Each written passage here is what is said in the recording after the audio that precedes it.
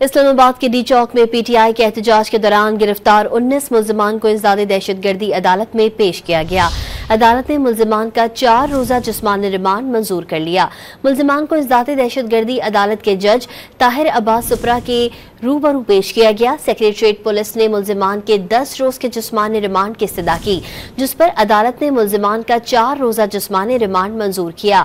अदालत ने रात गए मुल्जिमान को अदालत पेश करने पर शो कॉज नोटिस जारी कर दिया, जबकि कोई भी वकील पेश ना हो सका।